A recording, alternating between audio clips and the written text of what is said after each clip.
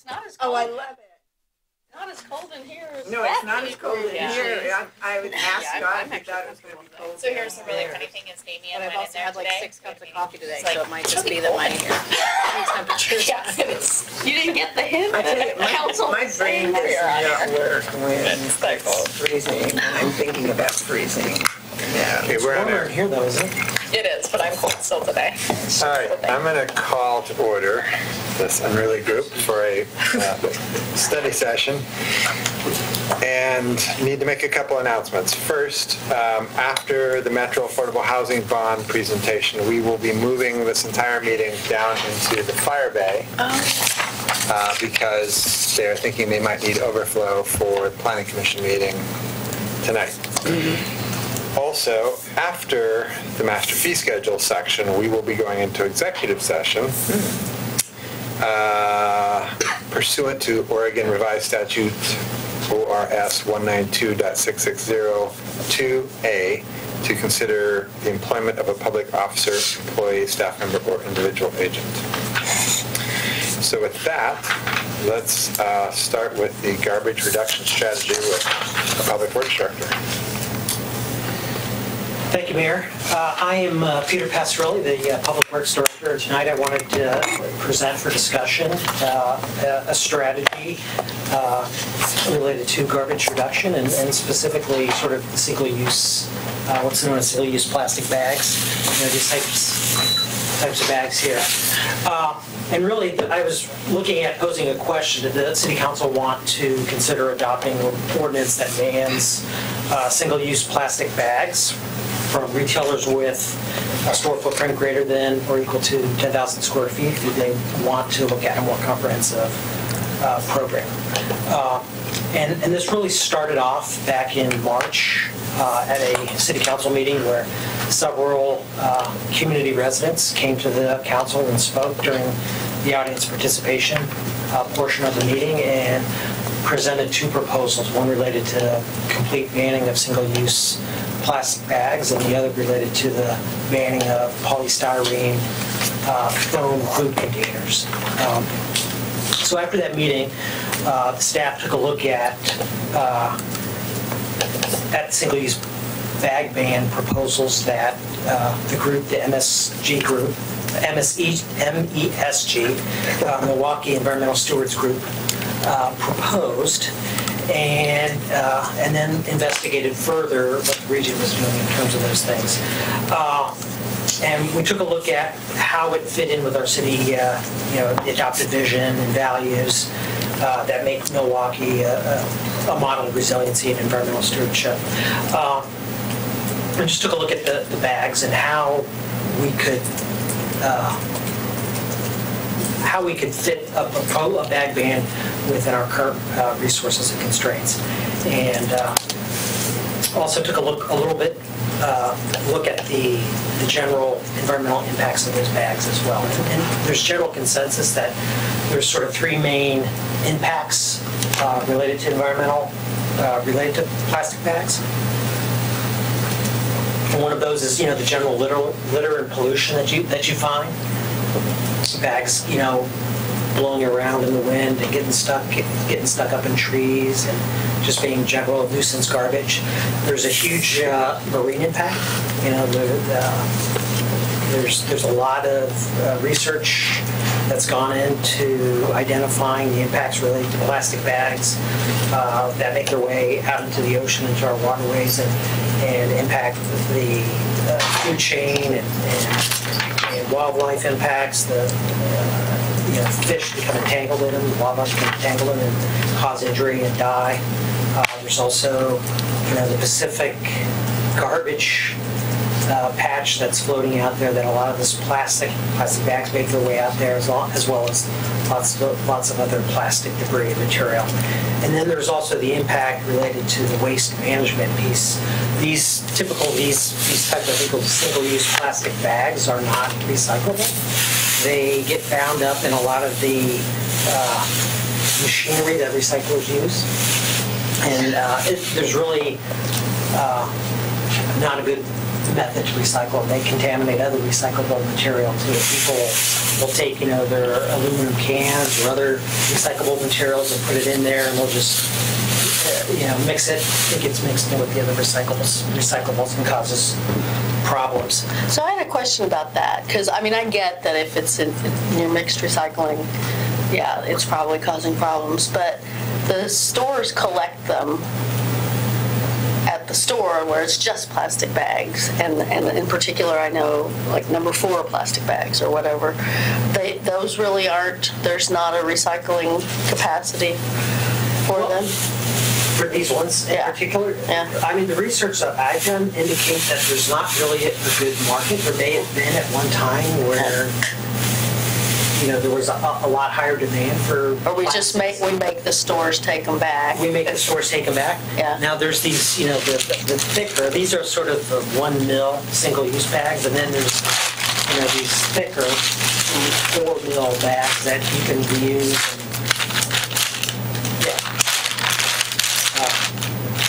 But there does seem to be perhaps a different market for those than these. These things just, they get just wrapped up in the machinery and things like that. So,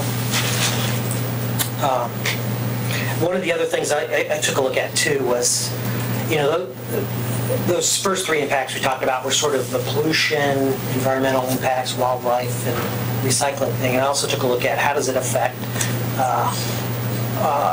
greenhouse gas emissions and things like that. And there's really sort of a mixed bag of research on that. There's, some studies will say that, by pulling these bags out, because they're reused fossil fuel, fossil fuels, oil, it's all based off of oil to manufacture those plastic bags. So you're reducing that, but there's generally a higher impact related to the production of the paper bags, is what some other studies say. So it's sort of like a mixed bag there in terms of greenhouse gas emissions, and there's also a larger mass related to the paper bags.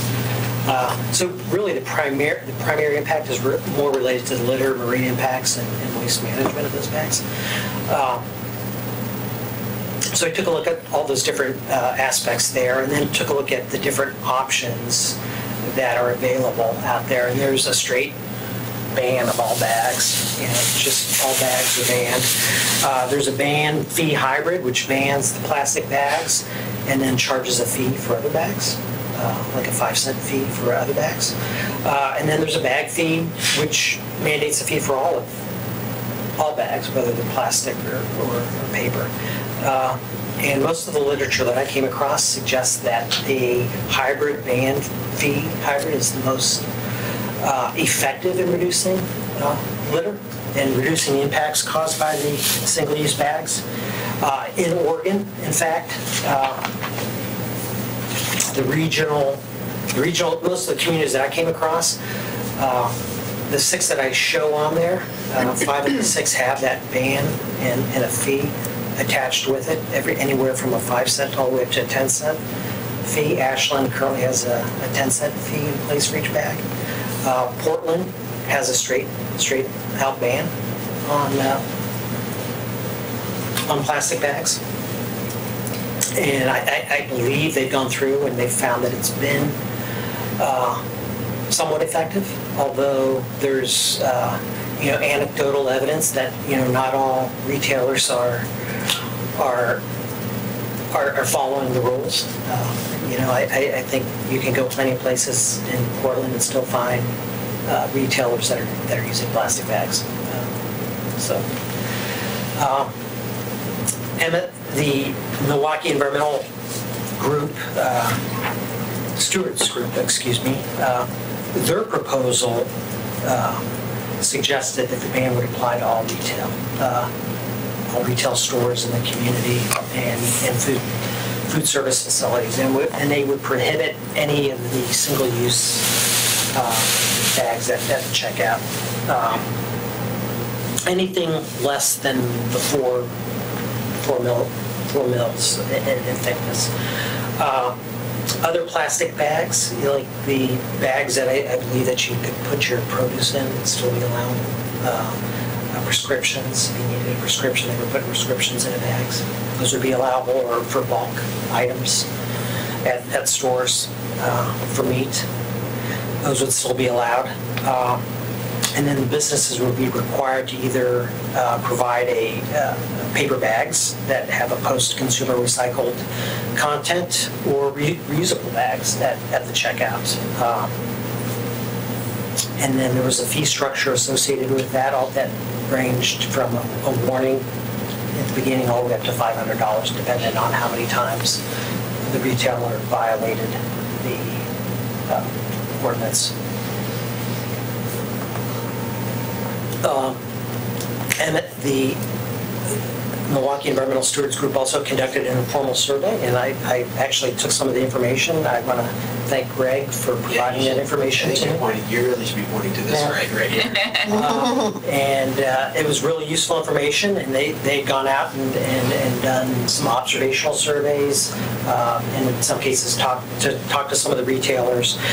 And basically, I think they surveyed in the results about 132 businesses, and they found of those 132 businesses, there was 101 of those. They actually collected 101 of the 132 businesses. They went out and observed that they were using single-use bags, and found that 56 of those 101 businesses were actually using single-use bags. I'm sorry, I didn't hear your last sentence, Peter. 106? 56 of 101 businesses were using plastic bags. The single-use bags are about 55% of those 101 that they observed that with. They also collected some data on styrofoam containers that I didn't include in this because I was focusing mainly on the single-use bag piece.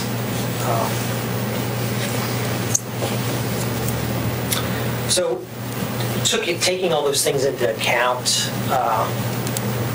using the information that the group had provided and the research that we've done in-house,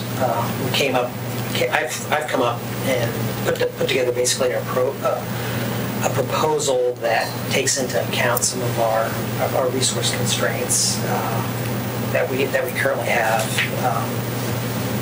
in terms of time and personnel resources, and proposed adopting a ban on single-use bags that would initially focus on retailers that were greater than 10,000 square feet. We did some additional research on what did that mean, that 10,000 square feet retail space, and there was approximately 14 retail spaces that fit that. The former Albertson site's about 20,000 square foot site. Rite Aid, Dollar Tree, Joann's Fabrics, the Salvation Army, so everything over the Milwaukee Marketplace, those places there. There's a retail trailer parts business that's located in the community that's got a business aspect that may be affected by that. And then there's some other additional retail space, the Milwaukee Bowl and Kellogg Bowl, that may not have single-use bags, but perhaps they provide it for food carry-out if people carry out food from there for some reason or another. Bob's Red Mill, Safeway, Walgreens, Mill End, and the Pendleton Outlet Store. Those are roughly the ones that are 10,000 square feet or higher. Now, there isn't one other one that we identified on the list, but we need some further verification on that one, and that was the Enchanté, the chocolate shop.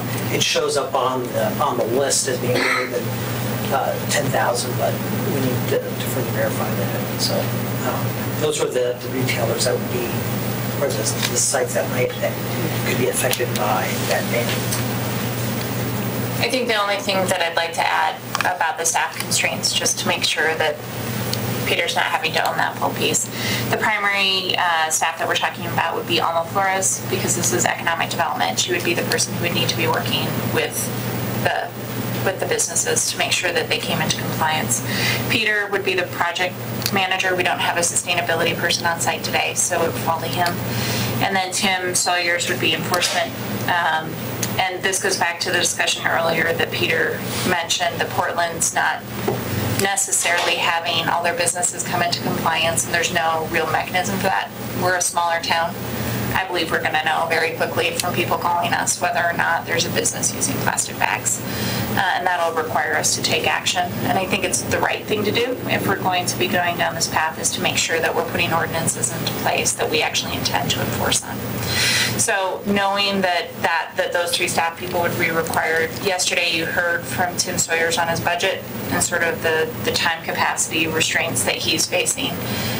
You know Alma's because of all of her projects, and then Peter's you know most of, but if you'd like me to, I do have a list of the projects that those individuals are working on. They believe that they can handle this amount of work within their current plan, but if we go beyond this, they believe that they would have to give up other programming in order to make time for it. I don't want to unnecessarily use up your time, but I think it would be helpful for the discussion to go through that list. Yep. If you have it. I do. I think that's important. Sure. So for Alma Flores, that's cottage cluster. It's been granted. We're underway on the cottage cluster plan. TriMet remnant purchase and programming. Construction excise tax, we've passed it, but we need to actually create the programming and to make sure that we're executing on those funds.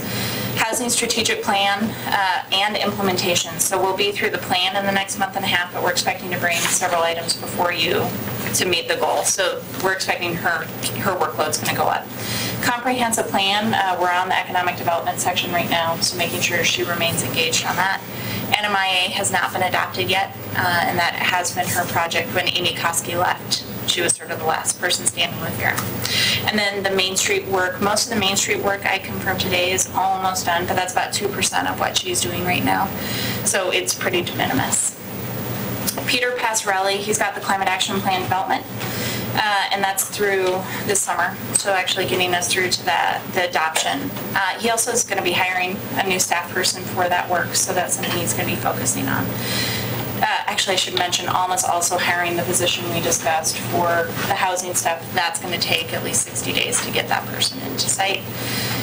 Peter's also working on the tree ordinance, which will include a tree planting program that he's trying to make sure is robust. The EV chargers that are coming to Milwaukee, that we'll know in the next couple of months how that goes through the process, but he and Damien are working on that. Employee space development, this is the money probably for City Hall, but we're going to continue that conversation with all of you for the new engineering staff that we've hired and the new attorney, because facilities falls under Peter. Well 2, water and wastewater master plans, which were just approved as things that needed to be prioritized. The Stanley Reservoir, and then the integrated transportation plan for his components of those developments, which are Selwood, Ardenwald, and Main Street for this summer. Those are not their management responsibilities, so those are just the big projects that they're working on. And then one of the other items too is the downtown LED light conversion as well. So. And the tree ordinance, did you say that? Yeah, no, it's up there. and tree planting. Yeah. LED, thanks. LED light conversion. And I need to still talk to you about that. Okay. So those are the projects for those individuals.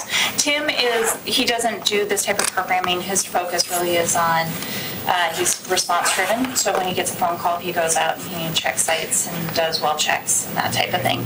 But his caseload is high based on the numbers that you guys had yesterday. So those are the projects. Thank you. Yep. So the proposed elements of the ban are pretty similar in nature in terms of, you know, the bag size, the thickness. It would have a phased-in approach. It's similar in nature to what the MESG group had suggested. In terms of the fine structures and things like that, it would be would be similar, and that also allow a phase-in period for the retailer to draw down any stocks and bags that they had. Really the enforcement piece would be a complaint-driven process. So we would rely on residents or people seeing people failing to comply with the bag ban, and we'd have to go out and respond to those and conduct inspections upon receipt of those complaints.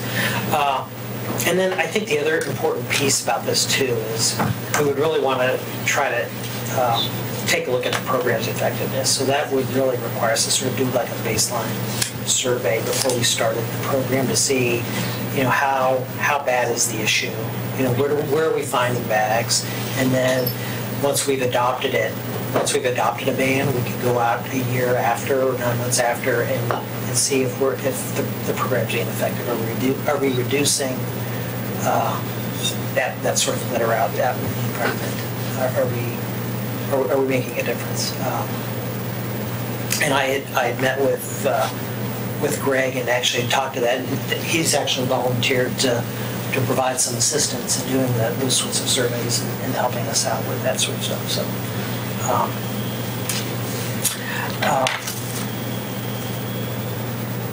So can I ask, we did the Solarize program using an intern, and it seems to me that was much more, intense or required technical knowledge that this kind of a project wouldn't require. And we also have a group of citizens who are willing to do some of the outreach to the businesses. So is there not a way we could, with like a 3-month intern, kick off a program and use them as use the intern as the interface with the citizens who want to do the outreach to the businesses to get the businesses? So there's a couple of things. One is we had a significant amount of management over that intern. So at the time, it was Mitch, then it was followed by Stephen Lashbrook. That ended up being one of their primary services during that time period. So Stephen was at all the public meetings. He was out engaging with them on a regular basis. He was making sure everything got set up. And he was the guy behind the intern, which was great, and I really appreciated it, but it still required that leadership effort. The second piece is that we do not do a lot of outreach to our businesses. And I am personally nervous about having an intern become our outreach mechanism to a business that we don't spend a ton of time interacting with in the first place. We would like to have this be a positive experience for everyone, and I believe that means that I need to have a professional staff person at least involved in the program with making sure that the outreach and the engagement is at a level that we see success. Part of my concern is, anecdotally, Peter mentioned this, I went over to Selwood today for lunch, and I walked 4 blocks up and 4 blocks back. I hit eight places. And just to see how many people are actually engaging with the band with simply doing an education through their past practices. There were 2 restaurants that were not, as well as a convenience store that was not. You mean that we're using plastic bags? At the Portland ban, it's not every business, right? It's groceries that make at least $2 million in gross receipts and businesses of 10,000 square feet or more. No, they amended it a year later. Yeah, they did. They made it current is all stores. It's all retail spaces, and I can read it for you too, because I actually went back and confirmed that they were included in the current ban. It was 1 year later when they made the requirement amendments. And that's actually, we looked at the Portland model and went, okay, for that, if we were to do the first phase, which is that 10,000 square feet, how many businesses would we realistically affect? And could we do a good, strong outreach effort with the staffing levels we have today? And we feel like we can do enough. We can make it work. We can make it successful. We can make sure we have compliance within those businesses so that we see the success rate. But it is going to take a significant amount of staff time. On that, can you be a little more specific? Sure. So if we want to do this successfully, I believe that Alma Flores needs to not only send an email and a letter, but also do a phone call to some of our major businesses to make sure that they understand the timeframes, the rules, and that they're in compliance. We looked at the total number of businesses, and it was how many? 218. So over the Retail businesses? yeah. So Alma and I have had this big plan that we're going to go out and meet with every major business in the city. I've been here almost 20 months now, and we've made it to 7. So just knowing with everybody's workload, I get nervous with the amount of time she can dedicate to actually making those calls and to making sure that people understand this isn't a negative towards the business. This is a positive way for them to engage with us. So creating that discussion. There's going to be materials. I want to do this right. If we're going to do it, that means that having graphic design work and making sure that there is that collaborative campaign. That would be Peter's work, is making sure that we had sort of this general sense and experience around what we're trying to do. So that we would be as successful as possible. And then with Tim Sawyer's, it really depends. The experience I've had on ordinances like this when we don't have an enforcement mechanism sort of targeted is the person they call, because I was the environmental coordinator or manager or director depending on the moment. In Park City we passed, actually in Salt Lake City and in Park City we passed an idling ordinance. What that really meant is there was no enforcement and people called me and said, hey, I took down this license plate number and you need to enforce on them. And I said, I can't enforce on them. I don't have the technical skills. I don't even have the legal ability to enforce on them. But it was this constant discussion of, well, you need to do this, you passed it. And I don't like passing ordinances, for me, that I can't staff, that I can't provide the service to assure success on. So those are the major ones. Tim up front wouldn't need that much. I think probably 3 months in, he'd start to need more as we start hitting the thresholds for when they need to spend down their bags, when they need to start turning over uses. Those first 6 months are probably going to be the most heavy, especially if we do a larger program, just because there's going to be phone calls of somebody saying, hey, and Tim is complaint driven. So if he gets a complaint, then he needs to get in his vehicle and go over and assess the situation, assure that the person who called the complaint was correct, and then start down the process of that item. When I've looked at these in other cities, because this has been an ongoing discussion with me for 10 years, for those of you who don't know, I was a sustainability director, so this is not a new conversation for me. The issue has always been, we've passed resolutions that haven't had with no enforcement. And what it has led to is a real frustration in the community that they believe that they have this thing that says this is going to stop. And then it doesn't stop. And it leads to frustration with staff. There's this belief that staff's not fulfilling the obligations of council. I don't want to create that dynamic. I want us to do this right. And the commitment I can make to you now is that with the 10,000 square feet, I can do it right. But if we go over that, I need some projects removed. So if we were to initiate this with the 10,000 square foot and, single-use bags, with the thought, it says, in this that this is an initial approach. So I take it that means that as time goes by, we would be looking at additional. We created a wait list a few weeks ago of priorities of council that I couldn't get to right now just because of the project load we had. This, having a more extensive program is on that list, as is the styrofoam ban. There would need to be a discussion with the council at the time when we get to the point where there is capacity. I've been thinking about how I bring that back before council. I don't know if that's on a quarterly basis where we come back and we say, these are the items outstanding, this is where we are on these other projects for completion. We're trying to figure out an internal structure right now. Kelly's working on that with Layla today to try and figure out how do we start getting, because there's so many, we want to make sure that the community knows where we are in each project. So we're working on a structure that would allow me to bring those back to you. The problem for me is I don't know the date, because right now we have enough work to get us through 2 years worth of staffing. That may change. Projects may drop off. Council may choose to take programs off. I support that decision. You may choose to move something up higher. That's also your call.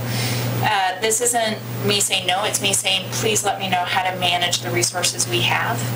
So we leave it on for a discussion with council, and if you guys decide to promote it at a future date and there's space, or we take something off, then great. The other thing I heard at,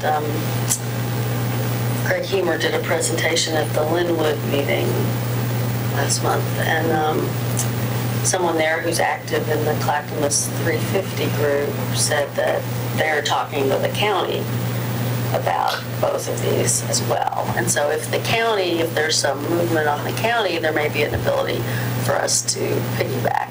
So I actually had a conversation with Evan Polk at the county about the single-use bag, because he had actually heard that we were looking at it and was wanting to get an understanding of where we were headed. He said there's been some initial discussions, but it wasn't anything yet that was getting any sort of traction. But what they saw out there in terms of the research too, they were looking at, if they did do something, they would want to do like a fee. They want an associated fee with it. And the fee goes, the fee goes to the retailer, right? The retailer keeps it. So do they make the retailers take a fee? Do they enforce the fee thing, or do they just kind of say you can take a fee? So help me understand with the whole fee thing, how that works, because that's confusing. You pay for the bag. For the paper bag. paper Consumer bags. pays for the bag. So For a paper bag. if you're going to use a paper bag, you have to pay a nickel. But if you bring your own, You're good.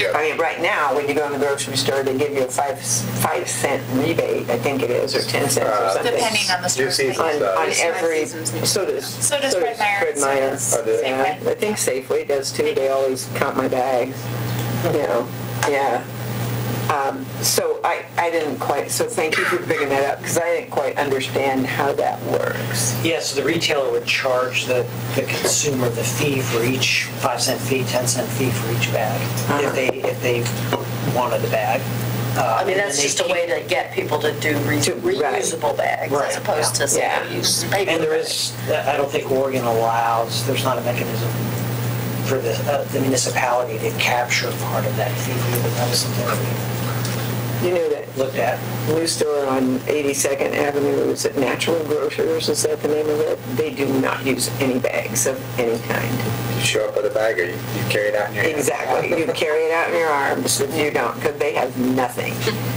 Yeah. That's how you They probably have bags you can buy, like Well, doesn't big Winco bags. do that too? Pardon me? You can get a box, Winco? No, you're thinking No. Costco. Costco? I thought Winco didn't Costco have doesn't bags. have bags. No, Costco has really nice, heavy paper bags, but they don't have, to my knowledge, they don't have plastic bags, but they have Yeah, nice. Winco has plastic. Do they? No, Costco. Oh, But Winco has paper bags. and plastic bags. Yeah, or you can use your own. Yeah.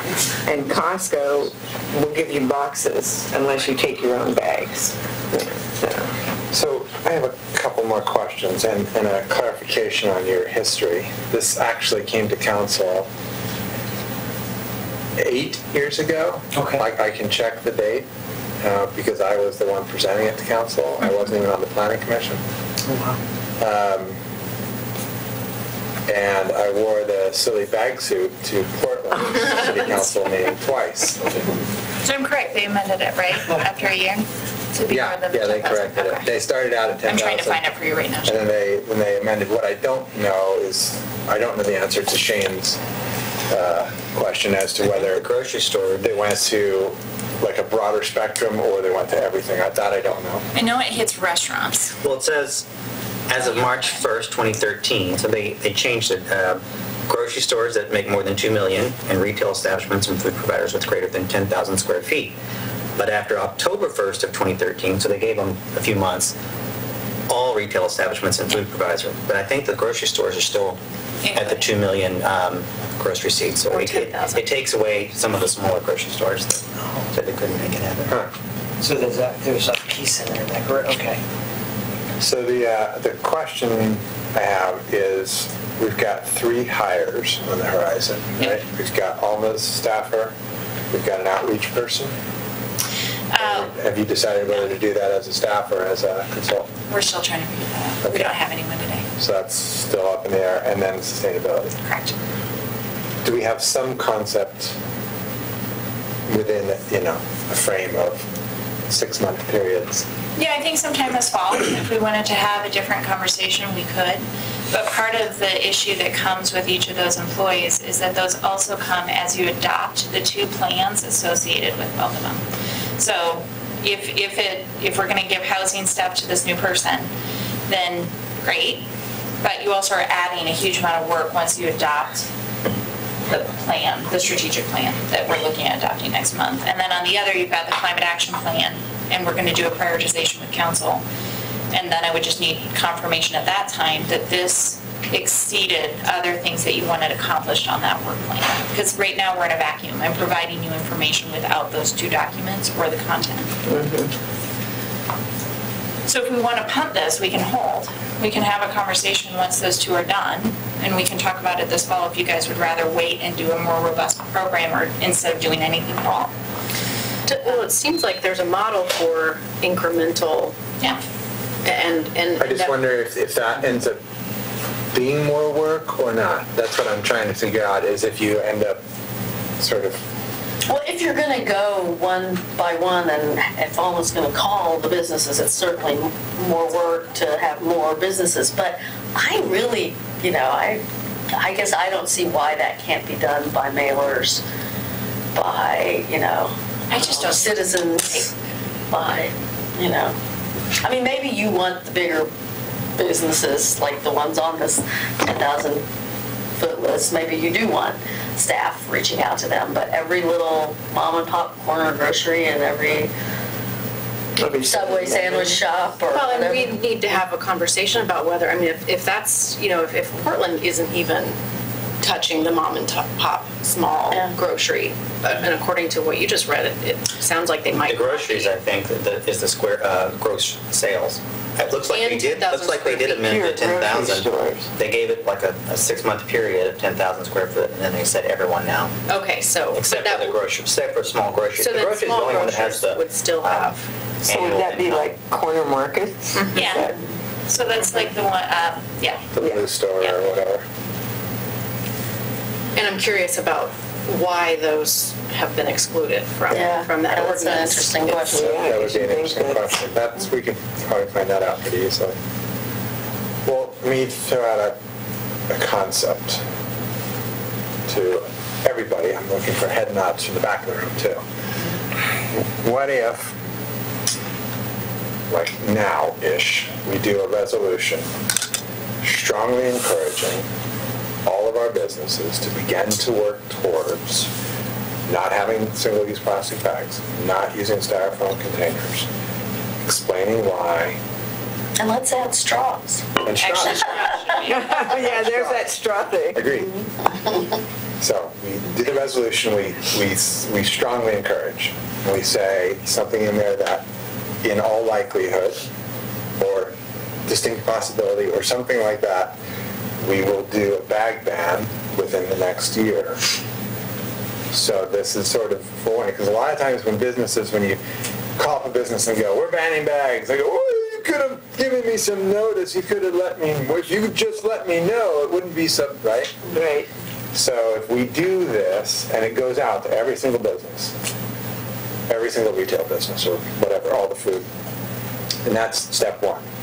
And then we can come back in whatever it is, 4 months, 6 months, and say, okay, now we maybe do or don't have this new staff. Now we know what the cap plan is. Now we know what the housing plan is. Do we want to roll this out incrementally, starting at 10,000 and then a year later, or whatever, 6 months later, do smaller ones, or do we want to just go for it? Because this sort of gives them the heads up. It gives them the forewarning. It's going to cost the time of somebody writing a really good letter, printing those letters, and mailing those letters. So we're going to and that's fine. And you can have an op-ed in the Clackamas Review. I can do an op-ed, and I could even do my pilot issue. Yeah. Since I'm being talked out of what I was going to do. And you can wear your bag to the farmer's Somebody's probably Whoa, yeah, I want pictures of that. does that seem like maybe a route that sort of takes buys a little time on staffing, gets the new staffers in, and we know what they're going to have to do, and it starts the process. Right. It puts all the businesses, from the food carts, and we could do an outreach to people to say, make a comment. If you agree with this, when you go get your food at a food cart and they give it to you in styrofoam, go, gee, I really like your food, but I'm probably not going to buy it here anymore because I really don't want to get styrofoam. I've seen people change one comment. I've actually watched that happen. So I think if we start a process like that and then put some... What about pairing that with something incremental? I mean, it seems to me like if staff has the capacity to do something now, I don't know why we wouldn't pair that with what you're suggesting. And I was wondering why we didn't maybe think about, I was curious to know the reasoning behind the 10,000 square feet. And I was also wondering about whether we would want to also maybe include property that we own. We have the food carts that use a lot of plastic and styrofoam, and we also have the farmers market.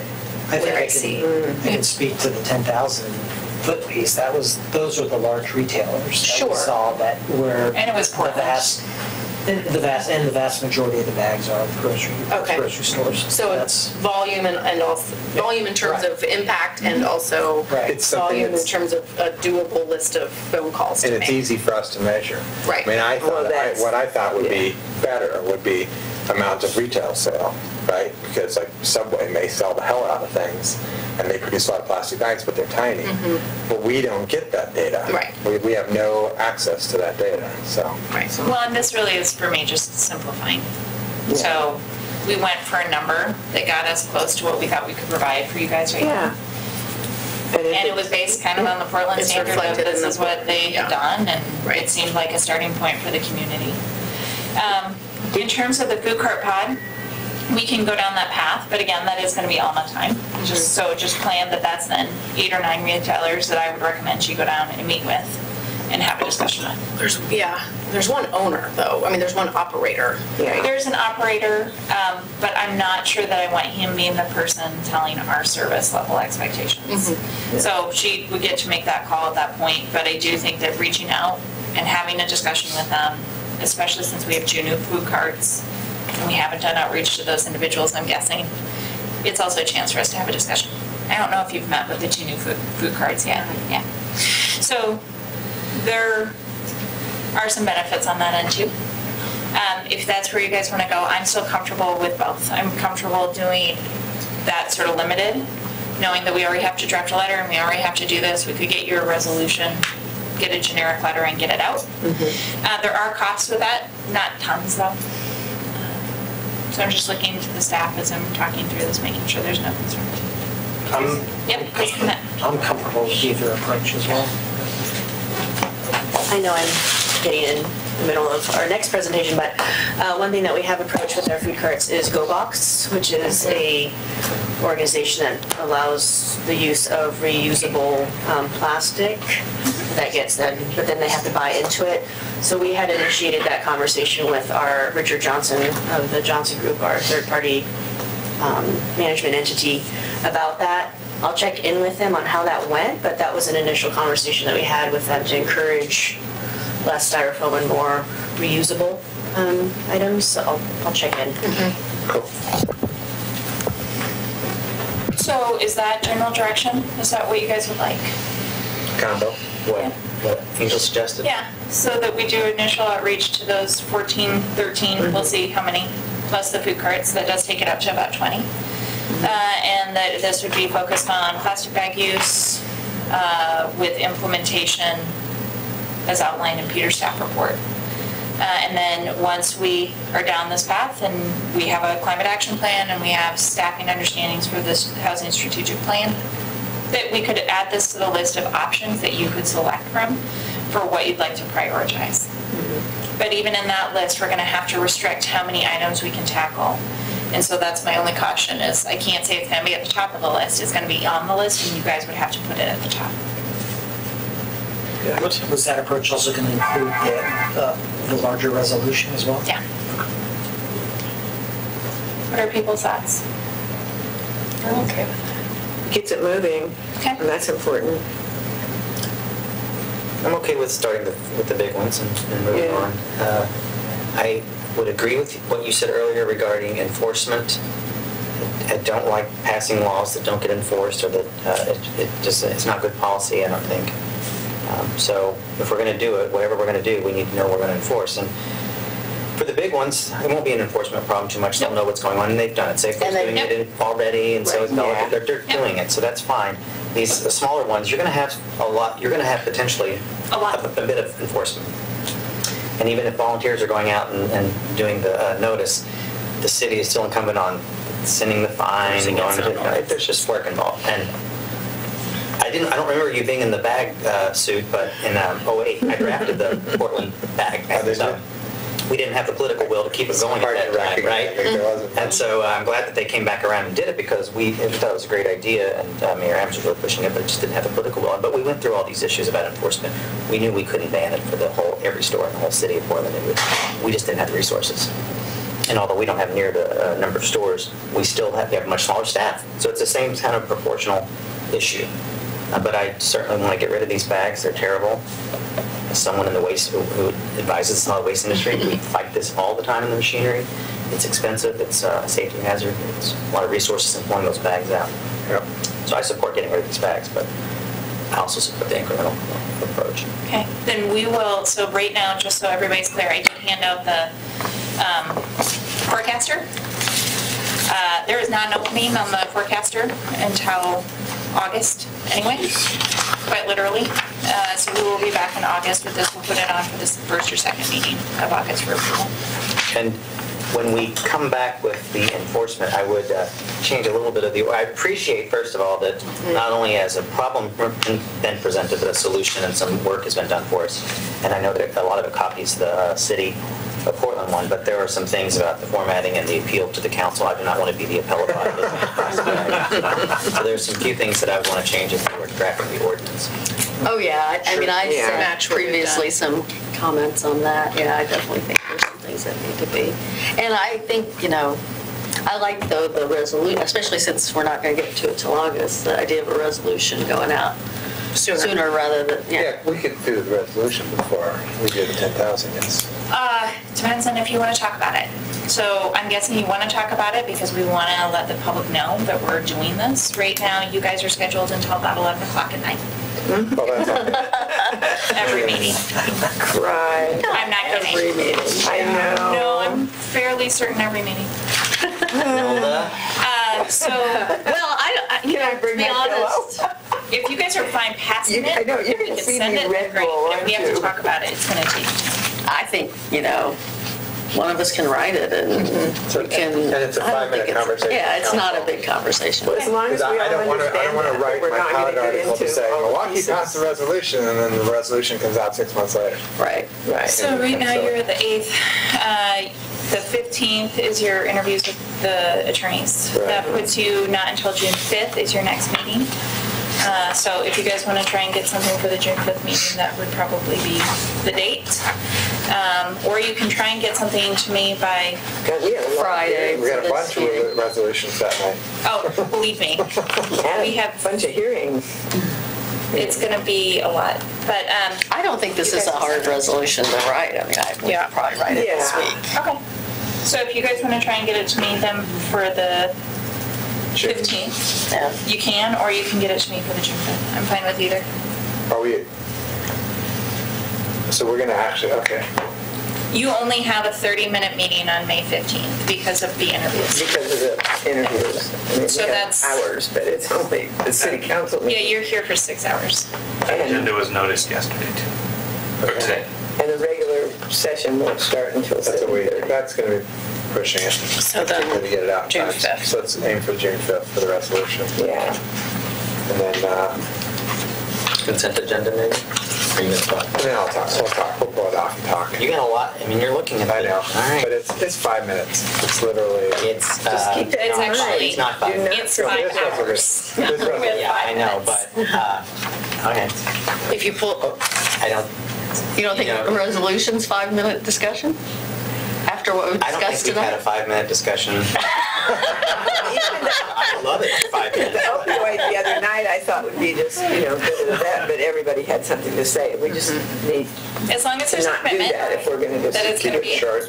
Well, and you also have members of the community who are going to want to They're come gonna and talk show up, about and this. if So it's that not- means right. your public meeting, you're going to have at least 5 people who are going to want to speak on it. That means that you're going to be up to That's 15 minutes. 15 more minutes. May wanna- Well, and they may can wanna come and say, anyway, this is- because they'll Why do- just a resolution? Why not implement, I mean, Yeah. you can, anyone can testify, and so we Well, can't and then we control have the that. ones that don't want us to change it, We make it. which we've already much heard better. from, so. yeah. I mean, just, I would say 5 minutes. I hope so. But- And just so everybody knows, I've already taken 3 items off of this agenda just to try and buy us down to where we're at. So, For the 5th? for the 5th and for the next meeting. It doesn't get better. No, the 17th is the next one. No, it's not. Resolution. And we still have a May 23rd budget meeting.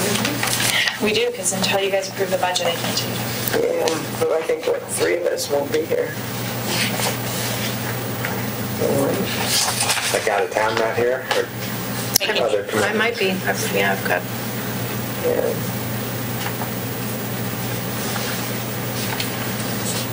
Well, then we better get the budget. I was gonna say, I'm not looking forward to next Monday, that's for yeah. sure. Don't worry, you're not working for any of these meetings. Really long time. Yeah, and you will actually start getting probably some management reports instead of council agenda items for things that are normally things we come talk to you about, but that we are trying to inform you of, just to try and keep some things off of the agenda in the coming months as we are full, all the way through into September. I thought we were taking August off. You're- That was a really nice attempt, but not true. Yeah. Wishful thinking. But we are off air in 7 minutes, so if we want to have a discussion with Metro while we are on air, we should probably take up. Come on up. Thanks. Thank you, Peter. Food is also been Thanks, delivered. Peter. Good job. Keep it downstairs. Yeah, that'd be great, thank you.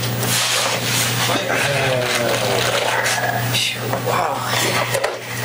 I wasn't joking. I know.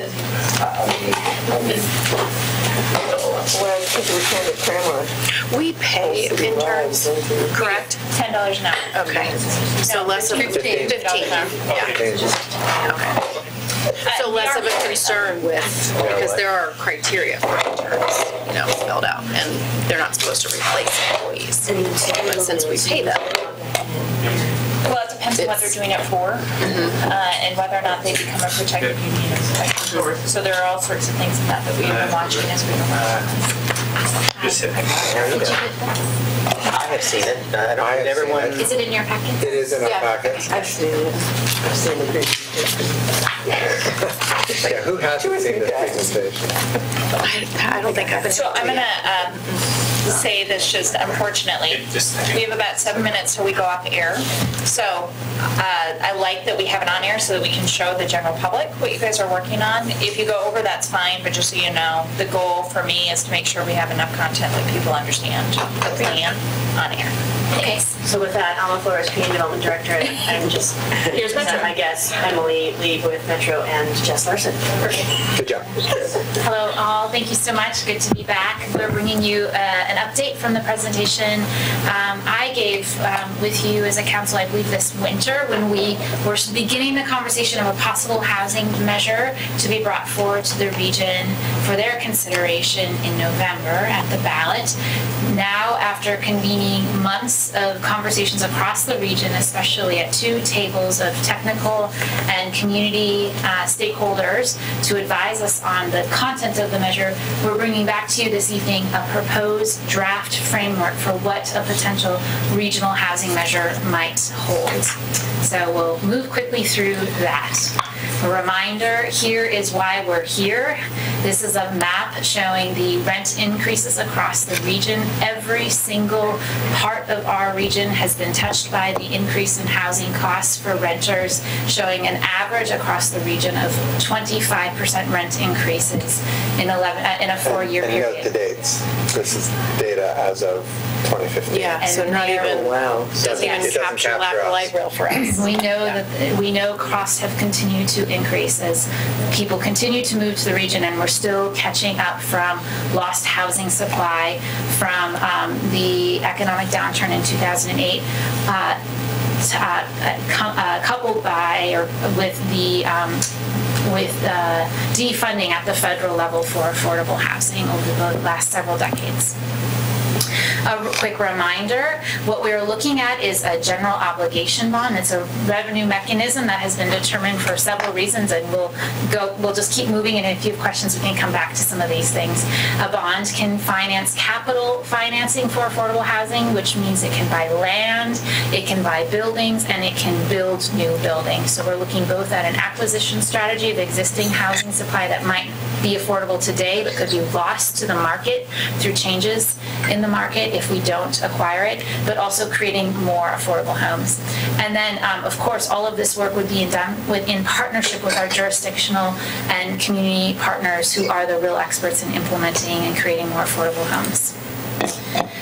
So we're going to walk through the framework here, some pictures from some of those many meetings that have been happening over the last few months. There have been over 50 members of our community, including Mayor Gamba, sitting at these tables to help inform and instruct us in creating this proposed framework. And here are sort of like the honeycomb of the elements of the framework, and we'll quickly go one by one through each of these honeycombs. Starting off with the core values, what is guiding us? What are the guiding principles behind this work? Of course, in all of the work we do at Metro, but especially in affordable housing, leading with racial equity, we know so much of our housing policies of old were informed by racially prejudiced, discriminating practices and have contributed to racial discrimination, disparities in the racial wealth gap for families. So we must lead with racial equity in creating this measure and all the work we do to help create opportunity for community members across the region. We've also been guided by making sure that this measure serves the folks in our communities who aren't served by the market as it exists today, focusing on people with very low income, seniors with Social Security checks, people with disabilities, families working full-time minimum wage jobs and not being able to find housing they can afford on the market, people of color who've been discriminated from unjust practices in the past when housing is not protected. So making sure that we are informed by who, the measure is informed by who we're, our goal, who we aim to serve, and who we aim to serve first and foremost are people in our community who aren't otherwise served by the market. When asked where should the homes be placed, there's a balance of focusing on creating access to opportunities with job centers, transportation, good schools, places where people with low incomes have long been shut out of access to those kinds of opportunities, and at the same time investing where communities live today, lower income community members who are at risk of being displaced through gentrification or changes in the market, and making sure there's a balance of approaches both in increasing opportunities in high income neighborhoods but also stabilizing lower income changing neighborhoods. A focus on mixed income communities and mixed housing types, which includes home ownership as an opportunity, and of course being good stewards of our public dollars, because there are so few dollars available to address this need for affordable homes. We want to make sure that there are cost efficiencies, and we are assuring the outcomes that we promise to voters. So these are the guiding values from which we are leading this work, and I'm going to have Emily get into some of the details. Hi everyone, Emily Lee with Metro's Planning Department. Good to be here tonight. So we have been working with our two advisory tables to translate those values into a set of